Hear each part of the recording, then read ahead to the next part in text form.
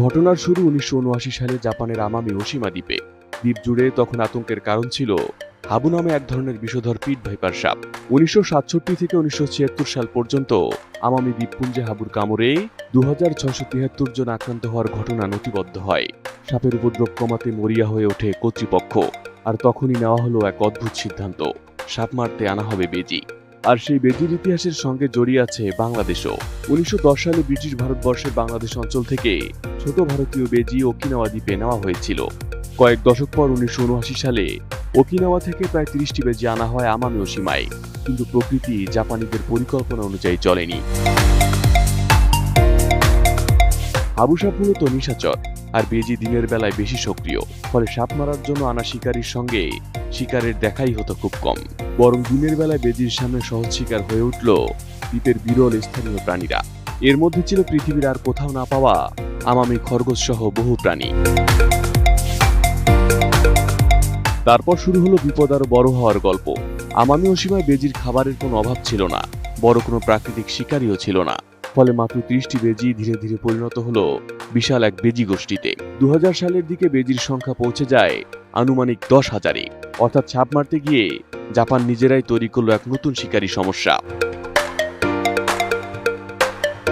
এদিকে পরিস্থিতি সামাল দিতে ১৯৯০-এর দশকে শুরু হয় বেজি ধরার উদ্যোগ। ২০০০ সালে শুরু হয় বড় আকারের নির্মূল অভিযান। বসানো হয় ফাঁদ, ব্যবহার করা হয় টোপ, স্থাপন করা হয় শত শত ক্যামেরা। এমনকি বেজির গন্ধ শনাক্ত করতে প্রশিক্ষিত কুকুরও মাঠে নামানো হয়। ২০০৫ সালে গড়ে তোলা হয় বিশেষজ্ঞ দল আমামি মঙ্গুস বাস্টার্স। এক পর্যায়ে দ্বীপ জুড়ে ব্যবহার করা হয় ৩০,০০০-এর বেশি ফাঁদ এবং ৩০০-টিরও বেশি ক্যামেরা। তবুও শেষ বেজিগুলোকে খুঁজে বের করা ছিল সবচেয়ে কঠিন কাজ, কারণ ৯৯% বেজি ধরার পরও যদি একটি প্রজননক্ষম বেজি বেঁচে থাকে, তাহলে সেখান থেকে আবার শুরু হতে পারে পুরো বংশ বিস্তার। অবশেষে ২০১৮ সালের এপ্রিল মাসের সর্বশেষ বেজি একটি ফাঁদে ধরা পড়ে। এরপর আর কোনো বেজির সন্ধান পাওয়া যায়নি।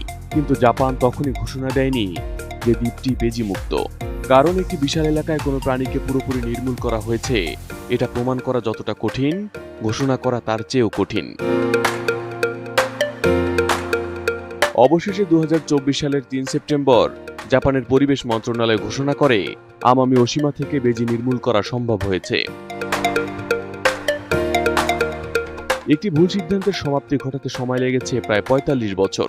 আর ২০০০ থেকে ২০২৪ সাল পর্যন্ত এই নির্মূল অভিযানে জাপানের খরচ হয়েছে প্রায় ৩.৫৭ বিলিয়ন ইয়েন, বাংলাদেশি মুদ্রায় যা প্রায় ২৯০ কোটি টাকা।